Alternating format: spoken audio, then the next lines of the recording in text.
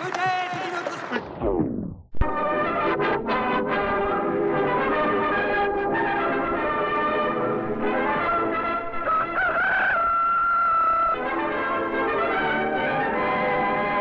Le cinéma bouge encore, nous sommes là pour l'achever. Salut les amis. Salut. Bonjour. Tu souhaites dialoguer avec les podcasteurs chauds de ta région, tu peux chaque semaine nous envoyer au 3615 sans trucage. Au singulier. À gmail.com, vous pouvez nous envoyer toutes vos questions concernant uniquement le cinématographe et l'image animée. Et au menu de cette semaine, Wim Wenders fait marche arrière, Obsession a du cactus dans les poches et De Gaulle n'en finit pas de débander. Mais on commence par une disparition. Sophie, la disparition précoce de Marjane Satrapi. Oui, à Marjane Satrapi qui est décédée le 4 juin. C'est une artiste franco-iranienne qui est majoritairement connue pour son incroyable film et bande dessinée Persepolis, où elle raconte dans cette œuvre autobiographique sa jeunesse en Iran et le parcours de sa famille ainsi que son évolution personnelle.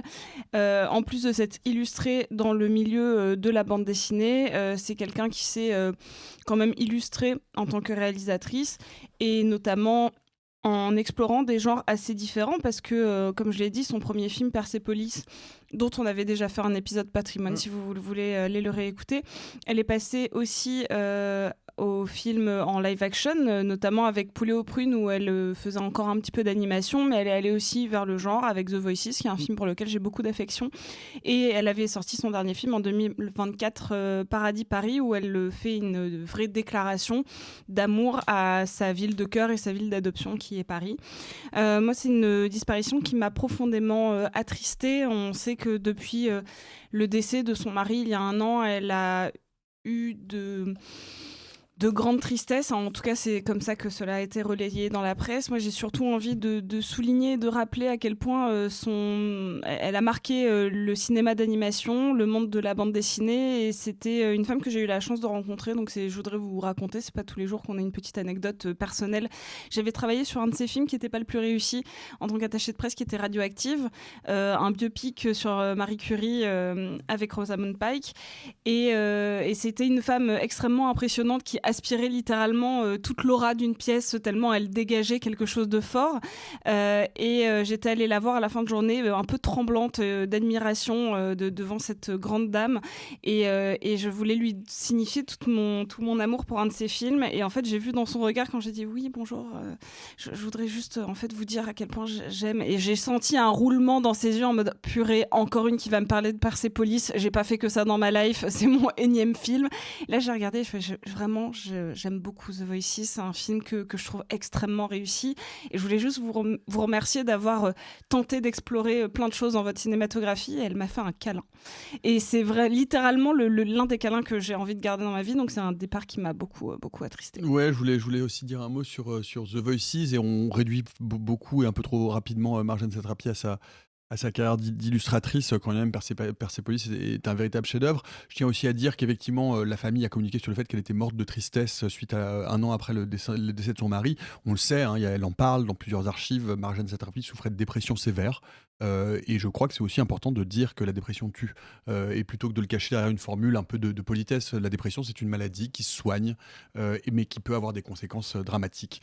Voilà, donc je voulais juste dire ça parce que c'est important pour les gens qui souffrent de dépression, de savoir que si vous souffrez de dépression, faites-vous aider parce que c'est une maladie grave.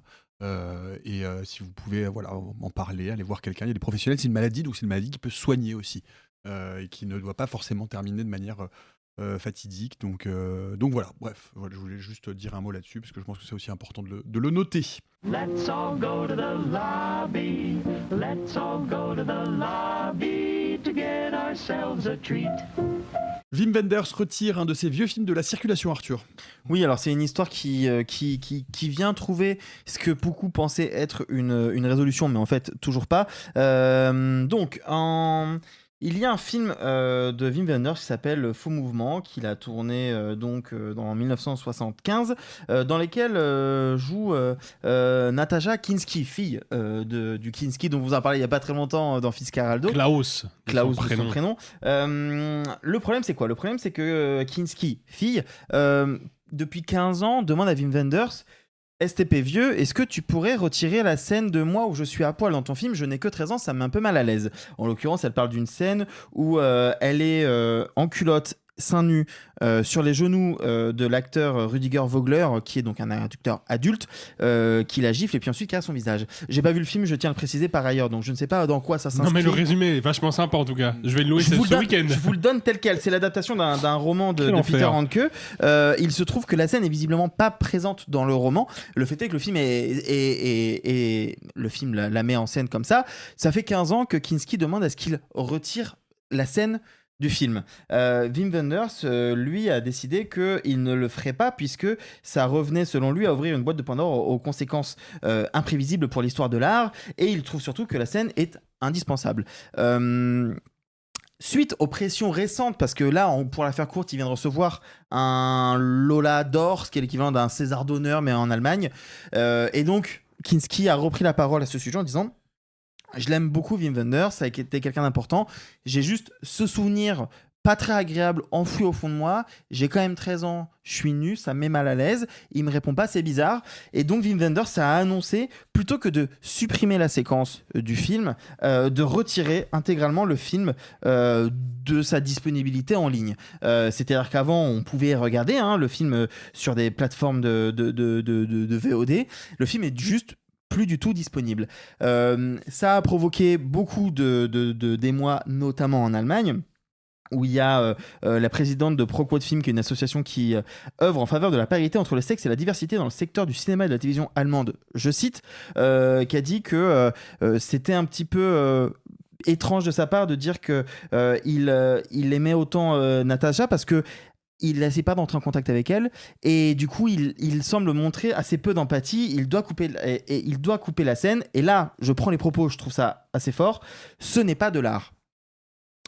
Là se pose un peu une question un peu philosophique de qu'est-ce que l'art, est-ce que l'art peut évoluer, doit être modifié, etc.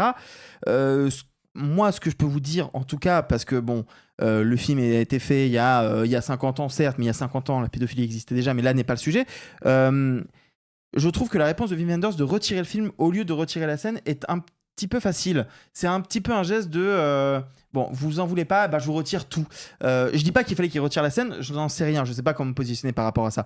Par contre, je trouve que sa réaction est un peu une réaction d'un vieux monsieur qui ne sait pas trop quoi faire face à un vrai débat public, parce qu'il faut savoir qu'en Allemagne, ça a été un vrai sujet, et encore une fois, Kinski le demande depuis 15 ans maintenant, c'est pas un truc qui date d'hier.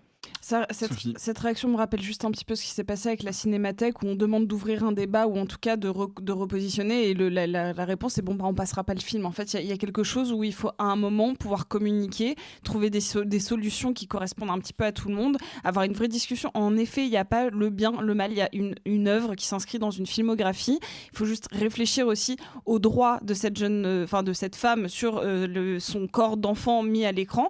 Genre, ça soulève plein de questions dont nous, on n'aura pas les réponses autour de cette table, où personne n'a fondamentalement de réponse. Qu'il faudrait juste, c'est du dialogue. Et ça, je trouve ça fou que ce soit pour Dernier Tango à Paris ou même là, on n'est pas capable juste d'ouvrir une discussion, quoi. Oui, je suis d'accord avec vous. Pour ajouter quelques pièces au moulin, comme on dit en bon français.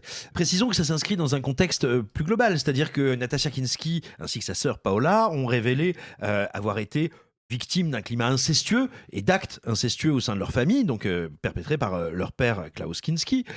Précisons également qu'elle ne s'est pas réveillée il y a 15 ans, c'est-à-dire qu'elle n'a pas jamais parlé du truc, et puis elle s'est pas mise il y a 15 ans à dire genre « bon en fait j'en veux plus de cette scène ». Non, elle raconte bien qu'elle n'a pas été accompagnée, qu'elle n'a pas été entourée, que pour elle ça a été quand même un petit trauma, non, un trauma, je ne veux pas mettre d'adjectif comme ça devant, et qu'elle s'est retrouvée quand même seule à pleurer, à moitié nue, quand la caméra a dit couper. Donc voilà, et j'ai envie de vous dire, oui, c'est triste pour le dialogue. Je suis d'accord avec vous, c'est triste qu'il n'y ait pas plus de dialogue, mieux de dialogue. Mais ce qu'on peut en tout cas peut-être dire à celles et ceux qui seraient émus à l'idée que des œuvres d'art puissent être censurées ou disparaître, on peut peut-être aussi se dire que quand des œuvres, et moi je pense qu'il n'y a pas beaucoup de tabou en termes de ce qu'on peut représenter, mais il y a une question matérielle de comment on fait les choses. C'est-à-dire que des œuvres qui ne prennent pas soin de celles et ceux qui y participent, qui les mettent en danger, qui les marquent ou les traumatisent, que ces œuvres-là disparaissent, ne puissent plus se faire, ou se fasse tout autrement, je trouve que ça n'est pas une mauvaise nouvelle. Et soyons très honnêtes, moi je connais pas grand monde qui se levait le matin dans la cinéphilie pour dire bah, j'ai encore revu Faux Mouvement, c'est quand même le sel de la terre ce film.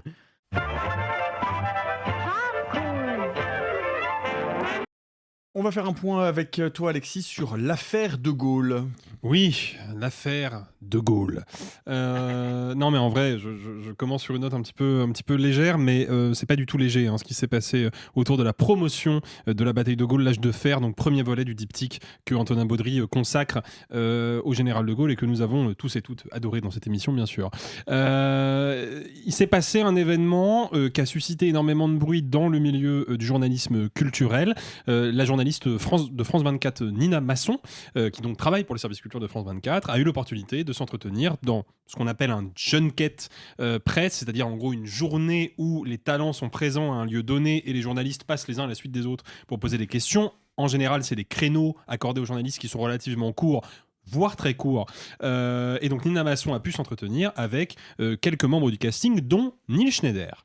Et elle a posé à Neil Schneider, qui, rappelons-le, interprète le général Leclerc dans le film, ce qu'il en était de son engagement à lui en tant que citoyen, en tant qu'acteur, puisque évidemment, quand tu joues le général Leclerc et que tu joues dans un biopic sur De Gaulle, se pose la question de l'engagement et potentiellement de la résistance face à la montée de l'extrême droite. Et Neil Schneider n'était pas très à l'aise avec la question qui évoquait, entre autres choses, la tribune Zappé Bolloré qui a fait couler beaucoup de bruit pendant le festival de Cannes, où était présenté De Gaulle, mais l'interview s'est passée néanmoins sans encombre jusqu'à la sortie de la salle où Nina Masson est tombée nez à nez avec l'attaché de presse, on le sait aujourd'hui, c'est l'attaché de presse personnel de Neil Schneider qui, et croyez-moi que c'est pas une plaisanterie, c'est pas un sketch, lui a fait signer ce qu'on appelle un NDA en anglais, donc un Non-Disclosure Act, Agreement, pardon, un accord de non-divulgation, griffonné à la va-vite, je crois, sur un bloc-notes. La photo a circulé un peu sur Internet et c'est absolument ridicule.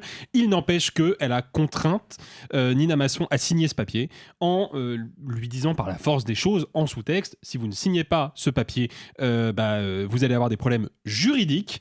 Et ce papier, quel était-il ? Justement, c'était un papier qui obligeait Nina Masson à ne pas retenir dans son interview la fameuse question de l'engagement posée à Neil Schneider. Ça a provoqué une levée de bouclier du côté des syndicats des journalistes de France 24 qui ont, et c'est bien légitime, appelé à la censure, un appel à la dénonciation de cette censure qui a été repris par le syndicat français de la critique de cinéma dont certains et certaines d'entre nous sont membres. Et c'est évidemment un signal extrêmement néfaste qui est envoyé à la presse culturelle, puisque à l'heure où on enregistre, ça fait quand même plusieurs jours que la polémique a éclaté sur les réseaux sociaux, ça fait plusieurs jours qu'il y a eu donc ces prises de parole pour dénoncer ce geste, pour réclamer des excuses à minima de l'attaché de presse, mais peut-être aussi des excuses plus largement de la boîte de prod, du distributeur du film, que quelqu'un prenne ses responsabilités face à cet abus de pouvoir, puisqu'il faut appeler un chat, et à moins que des informations soient tombées là pendant l'enregistrement, jusqu'à preuve du contraire, c'est resté lettre morte. Donc se posent aujourd'hui deux questions. La première, est-ce que ce genre de comportement totalement abusif peut, à l'avenir, se reproduire ? Je pense qu'il est raisonnable de supposer que oui, peut-être pas à grande échelle, mais à mon avis, ce ne sera pas la dernière fois. Et deuxièmement, qu'est-ce que nous, journalistes, membres ou non du syndicat français de la critique de cinéma, qu'est-ce qu'on fait face à ce genre de mécanisme ? Est-ce qu'on peut, nous aussi, s'engager ? Entrer en résistance, quelles sont nos marges de manœuvre ? Et ça, il va falloir, je pense, et c'est un appel global à la profession que je fais, il va falloir qu'on se pose cette question parce qu'on ne peut pas laisser passer ça. Voilà. Alors, plusieurs choses, si je peux me permettre. Je vous ai fait un texte dans la dernière newsletter, si ça vous intéresse, où je parle d'une situation qui m'est arrivée un peu équivalente, mais qui était beaucoup plus, moins grave dans le sens où elle était moins politique. Je me suis fait on m'a empêché d'avoir accès à mon rush d'interview parce que quand j'ai fait un Fast and Curious avec Michael Fassbender en 2016, je lui ai posé la question finale que je devais poser à la fin de chaque fois que je faisais ce format de con et que je ne posais jamais parce que c'était jamais approprié, mais pour une fois ça l'était, à savoir Steve Jobs ou Blowjobs. Mais derrière le jeu de mots, pour le coup, j'étais face à un acteur qui avait joué Steve Jobs et un autre acteur et un acteur qui avait aussi joué un accro au cul, donc pour une fois c'était pas déconnant. Je peux vous assurer que quand on travaille sur un blockbuster américain et qu'il y a 10 publicistes dans la salle, on ressort sans la carte SD et on se fait boycotter du studio pendant un an. C'est pas des pratiques nouvelles. Ce qui est nouveau, c'est que ça arrive avec un film français et que ça arrive à un questionnement politique. Et c'est là où ça devient dangereux parce que ça n'arriverait sûrement peut-être pas, quoique je n'en sais rien à vrai dire, mais si c'était pas sur une question politique. J'en sais rien en fait. Peut-être que si, mais là, le vrai glissement que l'on a, c'est que c'était des dérives de majors américaines qui sont en train de toucher tout type de cinéma. Par ailleurs, ce que je rappelle également dans la newsletter, c'est qu'on sait, plusieurs journalistes me l'ont dit, mais c'est maintenant quelque chose d'assez reconnu, on a eu pendant Cannes des junkets où il y a eu l'interdiction de poser des questions sur Bolloré, que ce soit sur la Vénus électrique où on n'avait pas le droit d'en poser la question à Wim Laponce qui avait signé la tribune, mais plein d'autres par ailleurs. Le seul endroit où c'est possible d'en discuter, c'était les conférences de presse. Et donc c'est le seul moment où on a pu entendre Jeanne Herry en parler, qu'on a pu entendre Arthur Harry en parler. Ça cache, en fait, derrière cette liberté de la presse, un autre truc qu'il faut prendre en considération, c'est à quel point les distributeurs ont peur de se mettre à dos une grande partie du public et qu'il ne faudrait pas froisser les 10 millions de votants d'extrême droite parce que ça fait des entrées en salle, et à quel point c'est en train de devenir, mais peut-être que ça a toujours été, je n'en sais rien, une industrie tout simplement cynique et qui s'en bat un peu les reins de ces questionnements-là. Cela étant dit, je précise un autre truc que j'ai pas eu le temps de dire dans la newsletter, mais pour en discuter avec pas mal de confrères et consoeurs depuis une semaine. Il y a un autre pan que je pense qu'il faut avoir en tête, et je dis ça vraiment, si je suis maladroit, je m'en excuse. Ça aurait été un monsieur ronchon de 50 ans, jamais on se serait permis de faire ça. Le fait que ce soit Nina Masson, qui est une jeune journaliste de moins de 25 ans, qu'on ne connaît pas encore, qui n'est pas très identifiée, fait qu'on a pu se permettre d'avoir un comportement avec elle qui est d'autant plus inacceptable que je sais très bien que face à d'autres journalistes dont je tairai le nom, personne n'aurait jamais osé faire ça. Ouais, il y a en plus un truc d'autant plus sérieux, parce que l'anecdote que tu racontes sur Fassbender, je la connaissais déjà, tu m'en avais déjà parlé. Cette anecdote, fondamentalement, elle est problématique. Un studio ne devrait pas confisquer tes rushs et te boycotter pendant un an à cause d'une question qui leur a pas plu. Cela étant dit... Surtout une question aussi ridicule que ça. C'est ça. Cela étant dit, juridiquement, tu risques rien. Rien du tout. Tu vois, t'as pas été invité aux projections de presse pendant un certain temps, bon, c'est pas si grave. Moi, je ne sais pas, parce que je suis pas avocat, c'est pas mon métier, c'est pas mon domaine d'expertise, je ne sais pas dans quelle mesure un accord de non-divulgation, même griffonné à la va-vite sur un calepin, ça ne vaut rien. Ok, parce que si ça avait valu quelque chose, t'imagines quand même un peu le truc. T'es obligé, t'es contrainte de signer un papier, parce que l'attaché de presse ne veut pas te laisser sortir tant que tu l'as pas signé, et en plus, ce papier t'engage juridiquement. Ce qui le rend caduc, du coup. Bah, merci, c'est la précision que je voulais obtenir, mais c'est quand même, en termes de coup de pression, on est sur un level que personnellement je trouve bien pire que celui que tu as pris de la part d'une grosse major américaine. En droit, un contrat, quel que concurrent. soit le contrat dont on parle, c'est la preuve de l'entente de deux parties. Si les deux parties ne s'entendent pas, si l'un contraint l'autre, ça n'est pas un contrat. Quelle que soit son apparence. Oui, alors moi ce que je pense, je vais pour le dire très vite et je vais utiliser des grands mots, mais ça pose la question en fait de combien les journalistes sont prêts à, les mots sont trop forts, évidemment je dis pas ça pour être polémique, je vous assure, s'acoquiner avec la dimension commerciale du cinéma. C'est ça la question en fait. C'est-à-dire qu'à un moment, si on arrête d'aller au junket massivement, je suis pas en train de dire tous, on n'a pas le pouvoir de tous s'arrêter en même temps, les problématiques économiques, techniques ne sont pas les mêmes pour tous les médias, évidemment. Mais à un moment, si on commence à massivement ne plus faire d'interviews en mode promo ou pendant les périodes de promo, ça va changer drastiquement. Je vais vous dire pourquoi. Bien sûr, on pourra être un peu cynique et dire mais il y aura toujours un influenceur, il y aura toujours quelqu'un qui a vraiment la dalle et qui va machin. Oui, mais ces gens-là ne sont pas assez nombreux pour assurer la vie promotionnelle des films. Bien sûr, pour les plus gros films s'en tireront. Mais en vrai, à un moment, si les journalistes veulent arrêter de penser comme des chats noirs autonomes et indépendants et penser en groupe, ils ont un pouvoir sur la promotion des films. Je vais te dire, 3 semaines d'affilée sans promo, tous les distributeurs vont se regarder et vont dire « Vous voulez pas avoir 2 heures totalement libres en direct sur Twitch, je vous en prie ?» C'est une question de volonté collective. Fun fact, j'ai failli lancer une grève avec tous les journalistes qui faisaient des junkets à l'époque de Combini. Après la promo désastreuse et une des pires sessions d'interview que j'ai pu faire de ma jeune carrière, c'est celle du dernier James Bond. Et c'était un tel niveau de honte que vraiment on s'est réunis avec des gens de M6, de France Inter, vraiment on était une quinzaine de journalistes en disant « Mais ça, si on le refait, c'est plus possible. » Bon, on l'a pas fait. Wouldn't a good hot cup taste good right now? Ask for a cup of whipped hot chocolate at our snack bar. Arthur, toujours, tu vas nous parler de Nadav Lapid qui a été boycotté au FID à Marseille et qui donc a décidé de renoncer à sa venue. Alors, c'est une histoire qui est un peu complexe, que j'ai vu être beaucoup résumée que d'un côté ou de l'autre par soit une tribune, enfin 2 tribunes en l'occurrence dans Le Monde, ou des interviews sur France Inter ou le L'Obs ou Libé. Enfin bref, Nadav Lapid a beaucoup pris la parole suite à son retrait, mais aussi également par le camp de ceux qui défendent son boycott. J'aimerais revenir sur un terme précis qui est le terme de la censure. ce n'est pas une censure. Ce qui s'est Peut-être passé. nous préciser qui Exactement. appelle au boycott, qu'est-ce qui s'est passé, qu'est-ce que c'est que Donc, le FID, remettre un peu de contexte. Donc, le FID est le Festival du film international de Marseille, qui se déroule tous les ans, fin juin, début juillet. Cette année a été annoncé qu'il y aurait un accent particulièrement mis sur le cinéma palestinien et libanais, et en gros mettre en avant sur cette zone où l'on sait qu'Israël pratique notamment un génocide à Gaza, mais actuellement une guerre. Au milieu de toutes ces annonces-là, a été également annoncé que Nadav Lapid, cinéaste israélien qui a fui le régime de Netanyahou pour s'exiler en France il y a quelques années maintenant, et qui a sorti l'année dernière le film Oui, dont on vous avait dit beaucoup de bien, serait membre du jury, aurait une masterclass et présenterait un de ses films qui s'appelle Le Policier. Suite à cette annonce-là, plusieurs cinéastes ayant présenté des films, palestiniens en l'occurrence, mais pas que, ont décidé de se retirer.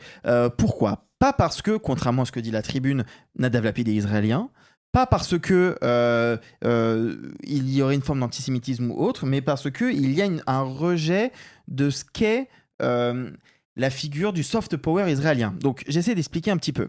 En gros, il y a un collectif qui s'appelle La Palestine sauvera le cinéma qui a très bien expliqué ça dans un post sur Mediapart et également sur Instagram. La différence entre censure et boycott culturel, c'est quoi ? C'est que le boycott culturel, ce sont des acteurs et des actrices du milieu culturel qui vont se dire on va pas censurer, parce qu'en l'occurrence, ils le disent à 3 reprises. Ils n'ont rien contre Nadav Lapid en tant qu'artiste.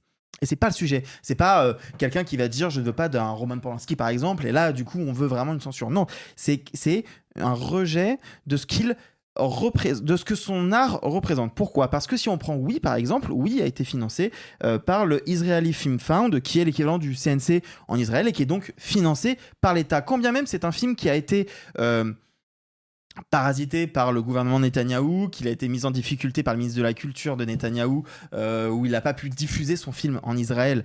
Quand on voit le film, on comprend très bien pourquoi, parce que c'est un film qui est à charge en très très très très grande partie contre le régime de Netanyahou. Le fait est que le film a été financé par cet équivalent du CNC. Par ailleurs, Nadav Lapid participe régulièrement au Festival du film israélien à Paris, qui est une manifestation qui est soutenue par l'ambassade d'Israël et qui donc est un soutien manifeste à Netanyahou. Et donc, le collectif La Palestine sauvera le cinéma estime que une des solutions pour essayer de contrer ce qu'est le soft power, parce qu'on sait que les régimes totalitaires ont tendance à utiliser les quelques petites libertés que les petites sous-branches de la culture peuvent permettre pour imposer une espèce de présence à des instances où normalement elle n'aurait pas nécessairement lieu d'être. Là, elle décide de pas dire on ne veut pas de Nadav Lapid. En l'occurrence, des cinéastes ont retiré leur film en disant s'il est là, moi je me retire. Bon, il se trouve que c'est le discours de la Palestine sauvera le cinéma. Il se trouve qu'en réalité, il est tellement dit du côté de Nadav Lapid que les organisateuristes du festival se sont pris aussi des pressions en disant si vous le retirez pas, nous on se casse, et on est nombreux à se casser. Donc là, en gros, je vous ai établi le tableau de base, à savoir la différence entre censure et boycott culturel, ce qu'il s'est passé. Et Nadav Lapid, quand il va sur France Inter, notamment ce matin même, à l'heure où je vous parle de mercredi 10 juin, il a dit qu'il ne comprenait pas on puisse s'attaquer à lui comme s'il représentait le gouvernement israélien à lui seul, alors qu'il le combat, qu'il l'a fui. Mais je pense que c'est ne pas comprendre quel est le combat de la Palestine sauvera le cinéma qui veut en fait faire réaliser que quand on veut faire l'accent sur le cinéma palestinien et qu'on invite un cinéaste qui est financé par le gouvernement Netanyahou, quand même il en est critique, ça un peu fausse les lignes. Je terminerai sur un pan malgré tout, parce que c'est une histoire qui est quand même, moi je trouve, assez complexe. Je pense que ce qui est intéressant, c'est qu'on n'est pas forcément toutes et tous d'accord par rapport à ce qui s'est dit et ce qui se fait. Néanmoins, il y a eu une tribune qui a été signée par beaucoup de gens, et des gens qui sont parfois même de gauche, et je trouve ça entendable. Je parle de la tribune pour soutenir Nadav Lapid. Je note néanmoins que ce sont pour la grande majorité des gens qui n'ont jamais parlé du génocide de Gaza. Donc ça pose quand même malgré tout la question de on se dit de gauche, on veut défendre la liberté d'expression et celle de Nadav Lapid, et ça s'entend. Mais si derrière en fait le discours n'a pas été forcément pour soutenir l'autre camp, il y a une vraie scission qui est intéressante et qui n'est pas celle de la bien-pensance qui censure tout le monde versus le camp de la raison. Je pense que c'est un peu plus complexe que cela. Est-ce que quelqu'un veut dire un Simon ? Oui, moi je voudrais juste dire un petit mot en précisant tout d'abord d'où je parle. Moi j'aime beaucoup, et je l'ai dit à ce micro, le cinéma de Nadav Lapid. C'est un cinéma qui m'intéresse, qui me questionne, et voilà, c'est un cinéma que j'aime beaucoup. Je participe à une commission d'attribution de subventions de soutien aux livres et magazines sur le cinéma, et j'ai eu l'occasion donc de participer notamment à une commission qui a soutenu le premier livre consacré à l'œuvre de Nadav Lapid. Donc voilà, c'est pour dire que moi c'est un artiste qui m'intéresse et à plein d'égards. Néanmoins, je pense qu'il faut qu'on pense un petit peu, nous autres qui travaillons dans le secteur culturel, quels que soient nos postes. Les œuvres d'art et les artistes ne sortent pas de la cuisse des anges. Ce sont aussi des produits qui sont fabriqués, financés, qui ont une existence matérielle, et tout comme on peut boycotter des produits matériels, j'en sais rien, moi, des outils de jardinage, une pâte à tartiner, telle solution technologique, on peut faire du boycott culturel. Et je suis, mais alors le plus sincèrement du monde, absolument désolé pour Nadav Lapid. Je conçois et je comprends que ça le heurte, ce qui lui arrive, évidemment, bien sûr. Pour autant, voilà, il n'est pas censuré. Je doute, vu le succès critique énorme de son dernier film, qu'il ait trop de mal à en faire d'autres. Et puis, c'est tout ce que je lui souhaite. Mais hélas, oui, il faut des fois en passer par là. Je voudrais rappeler que, notamment lorsqu'il a été question du boycott, tant bien économique, politique que culturel, de l'Afrique du Sud, au moment de l'apartheid, ça a été beaucoup plus violent, bien pire, et à l'heure où justement il y a ce boycott, et c'est très bien qu'on en parle, que ça fasse les gros titres, mais peut-être nous, collectivement, journalistes, plutôt que de mettre l'emphase sur la souffrance de Nadav Lapid, dont je ne doute pas qu'elle soit absolument sincère, réelle, et au niveau individuel, légitime. Rappelez quand même qu'il y a un génocide en cours à Gaza, qu'il y a au bas mot 1000 morts depuis le soi-disant cessez-le-feu, un nettoyage ethnique en cours en Cisjordanie qui se traduit quand même encore ces dernières heures par des bébés qu'on exécute de balles dans la tête, qu'il y a une annexion de fait du Sud-Liban dans lequel on rase des villages entiers, et que donc, oui, le boycott c'est l'arme des faibles, C'est pas l'arme des salauds qui veulent tout détruire. Ça veut pas dire que ça tombe toujours sur les productions culturelles ou ce qu'on aimerait ou ce qu'on voudrait voir boycotter. Personnellement, j'ai pas envie de voir boycotter Nadav Lapid, mais je pense que c'est pas ça, hélas, plus ça la question. Et que voilà, il faut qu'on arrive à prendre un peu du recul, quand bien même ça peut, je le conçois tout à fait, heurter et nous remuer et nous déplaire. Thanks for coming to our show tonight. We appreciate the opportunity to serve you. Allez, on va prendre une question d'Antoine au 3615. Hello l'équipe de RST, j'ai vu passer sur Twitter les screenshots de la chef déco, art director du film Obsession, qui se plaignait des conditions de tournage. Je vois beaucoup de réactions, notamment qui parlent de son salaire de 300 € par jour, $300 en l'occurrence, qui peut paraître élevé mais qui ne l'est pas forcément pour ce genre de job, surtout à Los Angeles, et beaucoup de spéculations sur le fait qu'elle pourrait être blacklistée d'Hollywood, alors même qu'elle n'est qu'au début de sa carrière et qu'Obsession allait forcément lui ouvrir beaucoup de portes. Je me demandais ce que vous en pensiez, autant sur la validité de ces plaintes et sur les réactions tant sur Twitter que dans le milieu du cinéma indépendant américain. Merci pour tout et gloire à Nico, mon préf. Ouais, c'est pour ça que tu as choisi le mail, d'accord. On comprend mieux la question. En fait, il y a plusieurs problèmes en un seul. Je précise par ailleurs qu'effectivement, Antoine nous a envoyé un screenshot du tweet de la chef déco qui dit qu'elle a été, même si le budget est très très faible, de $750 000, qu'elle a été payée globalement à peine plus de $6 000, c'est-à-dire un tarif très très en dessous de ce qui se pratique manifestement dans sa profession. Oui, donc $300 par jour, mais sans doute pas tous les jours comptés. Oui, c'est ça. En fait, c'est ça. Il y a plusieurs problèmes en un. C'est que, comme j'allais le dire, Simon a anticipé mon propos. C'est pas tant la question de la rémunération journalière, parce que dans le monde dans lequel on vit aujourd'hui, avec le degré d'inégalité dont on est quotidiennement témoin, même si c'est un tarif beaucoup plus faible que le commun de ce qui se fait à Hollywood, quand tu palpes 300 € toutes les 24 heures, t'es pas si mal loti dans l'absolu. À la condition, bien sûr, que tous les jours de travail soient déclarés, rémunérés. Parce que, effectivement, $6 000, à mon avis, il y a des heures qui n'ont pas été comptées là-dedans. Ça pose évidemment une deuxième question, qui est celle de la blacklist. Alors, moi, de manière générale, parce qu'il faut bien comprendre que le phénomène de blacklist, c'est-à-dire que quand un technicien fait quelque chose qui déplaît à des gens du milieu, il a du mal à retrouver du travail. Ça existe aux États-Unis, ça existe en France. Et moi je connais des potes qui en ont fait les frais, et parfois pour des prétextes fallacieux. Du jour au lendemain on t'appelle plus et t'arrives plus à joindre les gens que t'arrivais à joindre avant. Donc ça c'est un énorme problème, et un jour il va falloir collectivement qu'on se pose la question de la blacklist blacklist, ou plutôt qu'on la résolve, il peut pas y avoir de blacklist autrement que pour les manquements graves au professionnalisme ou à l'éthique. Pour le reste, c'est pas possible. Si tu fais une connerie, t'es humain, t'as fait une connerie, ça veut pas dire que tu la referas toute ta vie. Donc à un moment, il va falloir se poser cette question-là. Et je trouve que c'est bien que du coup, il y ait ce petit emballement médiatique autour de ça, parce que ça remet cette question sur la table. Et puis, il y a une autre question un petit peu plus complexe. Est-ce que c'est possible de faire un film comme Obsession de Curry Barker, à $750 000 de budget, je précise que c'est le budget de la fabrication du film, ça prend pas en compte les coûts marketing, ils sont jamais déclarés publiquement à Hollywood. Est-ce que c'est possible de faire un film qui coûte aussi peu cher et de bien traiter les gens ? Ça, c'est la vraie question, je trouve, que pose cette affaire-là. Oui, parce que Tu vois je précise que dans le tweet, elle dit qu'il y avait aussi, des personnes de l'équipe qui étaient volontaires ou qui n'étaient payées qu'en essence ou en kilométrage. Voilà. Et Défrayés, même pas- en fait. Et défrayés, C'est ce voilà. qu'on ça. appelle du défraiement, voilà. Et qu'ils n'étaient pas payés à temps. Et du coup, et qui pose aussi cette autre question que le film, même s'il a été fait avec un petit budget, rapporte $250 millions.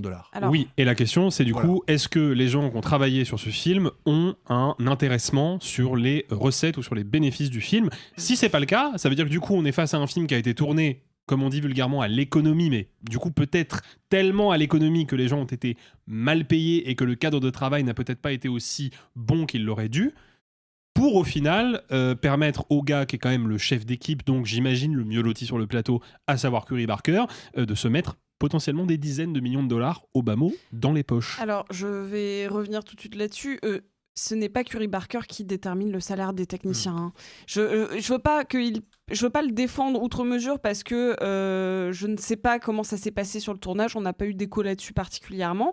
Mais par contre, il faut savoir que c'est un film Blumhouse qui est connu pour son économie de moyens, particulièrement sur les premiers films. Et le film, Obsession, fait partie littéralement de la moyenne des productions en termes de budget. Un film Blumhouse, un premier film, c'est entre 500 et 1,5 million. Jamais plus. Aujourd'hui, il y a des productions qui valent plus cher, j'en ai déjà parlé. On parle notamment de certains Shyamalan ou d'autres films qui sont des revivals d'auteurs déjà établis. Mais pour un premier film, même s'il avait eu un succès sur Internet, il a eu un budget comme les autres. C'est Blumhouse, c'est les producteurs exécutifs qui vont déterminer les salaires des techniciens. Donc Curry Barker n'a rien à voir là-dedans. Et on ne sait pas, moi j'imagine qu'il a un intéressement parce qu'à mon avis, lui non plus, il n'a pas été beaucoup payé sur le film, vu le budget, et même si on a vu, et les making-of sont assez intéressants sur l'économie, notamment en termes de maquillage et de VFX, c'est hyper instructif pour tous les jeunes réals de voir comment il l'a fait. Pour le coup, ça, c'est pas sa faute. Voilà. Non, mais attention, je ne disais pas ça pour rejeter la faute sur Curry Barker. Il n'est effectivement pas producteur du film. Je disais juste qu'il y a un monde où Curry Barker a négocié, comme ça se fait souvent à Hollywood, a négocié de ne pas avoir de salaire ou un truc comme ça et d'avoir un intéressement sur recette. Proposé, parce que c'est généralement comme ça que ça fonctionne, voilà, donc, surtout pour les premiers réals, en mode tu touches quasiment rien, mais on va bien le marketer, tu vas voir, tu vas te faire C'était pour soulever l'inégalité potentielle de cette situation. La question que je me posais a posteriori, c'est que sur des films à tout petit budget comme ça qui font des box-office absolument démentiels, même si on n'a pas signé d'intéressement, est-ce qu'il peut se produire qu'à un moment donné, il y ait un retour sur investissement, un truc d'une sorte de bonus a posteriori en disant bah écoutez les gars, on a touché plein de thunes, on va distribuer, on va faire ruisseler un peu, pour utiliser un mot que tu adores, Simon. N'est-ce pas? Tu sais faire frétiller le macroniste en moi.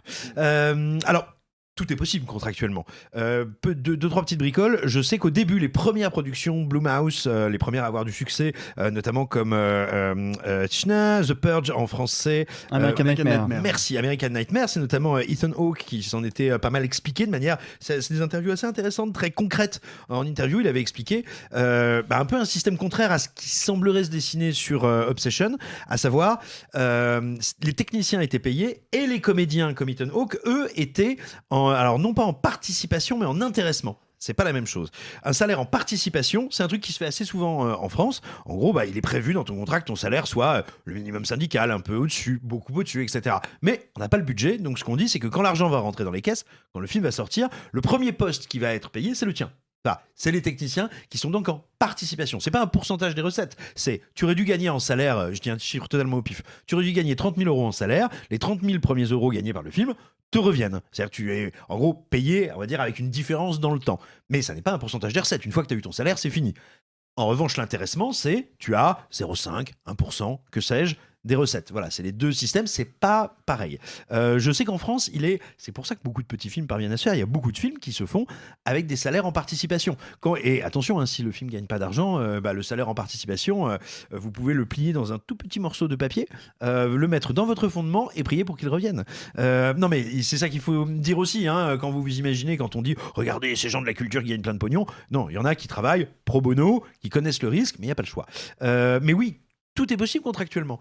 Et disons que, mais si ça prend un peu d'ampleur, il serait étonnant en termes d'image, je pense que Blumhouse fasse pas un geste, parce qu'eux-mêmes ont besoin de prime en fait. Puis ils ont besoin de leur image de petits studios sympas. Le saviez-vous, quand Matrix Reloaded est sorti, Keanu Reeves avait justement négocié un intéressement sur recettes, il a touché je ne sais plus combien de millions de dollars, c'était assez délirant, et il en a fait don à 100% aux équipes de VFX du film, parce qu'il considérait que le succès du film était dû plus à eux qu'à lui, donc il leur a filé tous ses millions. Voilà. This is a dill pickle, a mighty pretty pickle, especially when he joins you at the show. Allez, encore une actu cette semaine. Londres n'a plus le monopole du 70 mm IMAX, Arthur. Oui, alors c'est assez étonnant parce que les deux annonces ont été faites plus ou moins le jour, la veille et le lendemain. On a d'abord su que le Kinépolis Bruxelles aurait une salle IMAX 70 mm, donc on parle d'une résolution de 18K, ce qui est difficile à représenter. Mais surtout impossible à voir avec l'œil humain, pour information. Oui. Et en fait, c'est une annonce qui est faite... C'est parce que tu ne connais pas mon regard bionique, Alexis. Disclosure Day. Et quelques heures après cette annonce, Pathé a annoncé en grande pompe que le Pathé Odysseum de Montpellier allait également avoir sa salle 70 mm IMAX. En l'occurrence, pour celle de Montpellier, on parle d'un écran de 22 mètres sur 16. Donc c'est pas le plus grand des écrans IMAX par rapport à ce qu'on a pu voir en Angleterre, mais ça veut dire que effectivement Londres n'a plus le monopole sur 70 mm IMAX.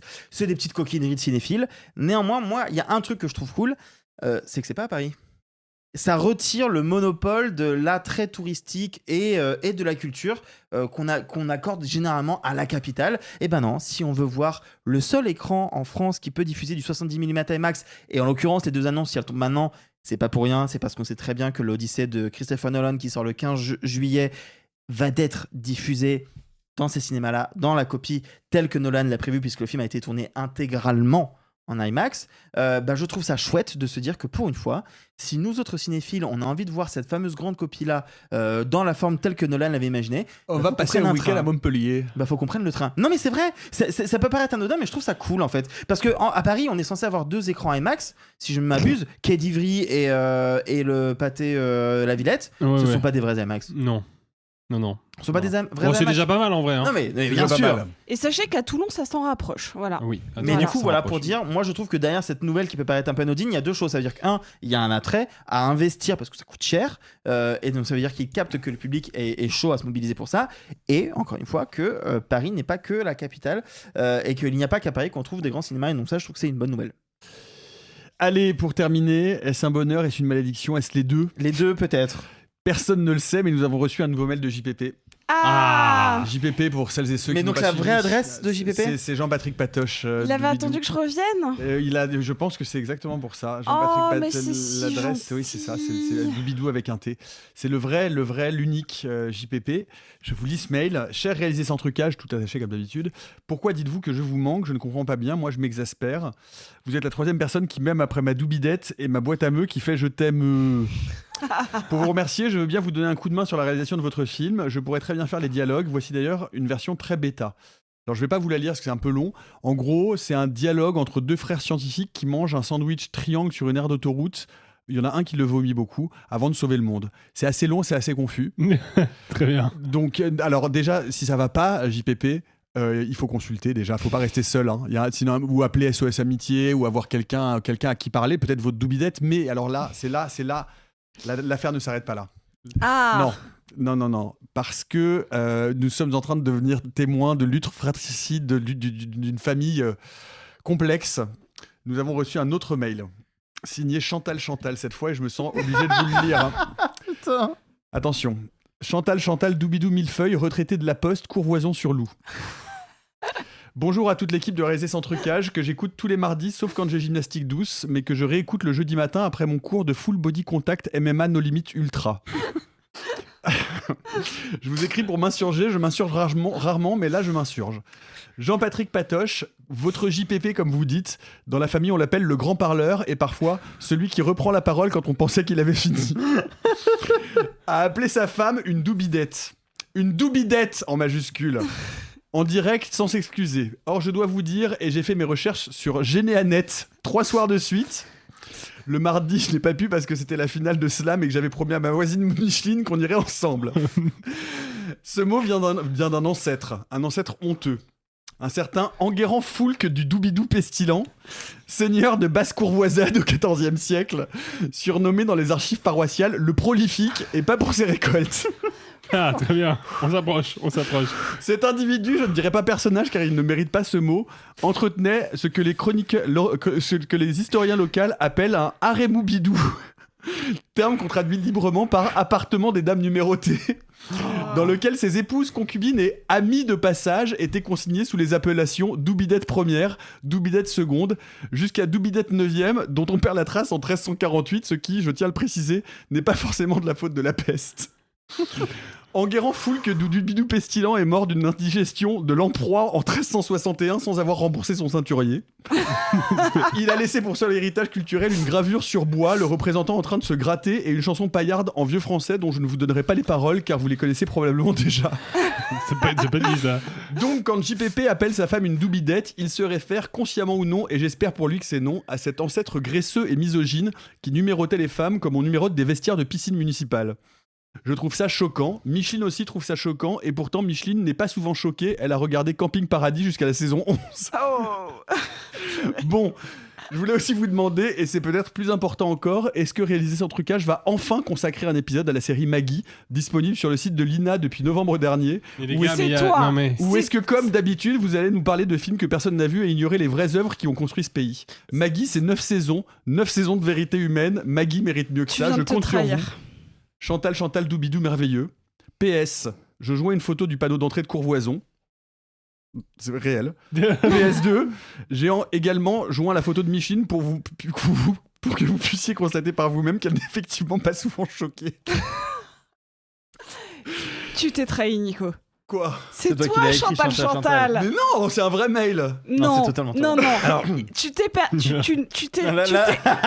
révélé à Maggie. Maggie, ça ne peut être que toi. Ça peut être que toi. Et Maggie, c'est une passion partagée par beaucoup de Françaises et de Français. Non. Je suis désolé. Je parle comme au chat. Non. Outre le fait que, pour ma part, je n'ai jamais complètement acheté l'idée que des gens fassent ça. Tu parles de Maggie ou tu parles des mails de Doubidou ? Les deux. Je dois néanmoins te dire que je te dois une angoisse sourde dans mon existence, au moins depuis le début de Cannes. C'est que quand des gens viennent me saluer dans la rue, des gens que je ne connais pas ou ne reconnais pas immédiatement, j'ai toujours une pensée en me disant, est-ce que c'est lui ? Et une autre qui me dit, mais non, c'est forcément Nicolas. Et je dois te dire que cette angoisse sourde, je te la dois. Ouais, mais là, Chantal, il n'y a pas de doute. Chantal, c'est toi. Je vous assure que vous pourrez aller vérifier. Non, là c'est bon. Là c'est comme un pas vu pas pris. Tu as ce petit sourire malicieux au moment du reveal. Je tiens à dire merci Chantal pour toutes ces précisions déjà. Nous allons désormais proscrire le terme doubidette vu ce contexte historique malencontreux. Ah oui, bah oui, effectivement, oui, non. Là, c'est possible. On peut pas appeler nos Josiane et doubidettes. On a du caractère chez les Doubidou. Oui. Alors on attend évidemment, j'imagine, une réponse de JPP. Bon. Mais est-ce que c'est aussi toi, JPP ? Non, je vous dis que c'est pas moi. Arrêtez d'imaginer que j'ai pas du tout ce niveau d'humour là, voyons. Oh, le petit trémolo dans la voix.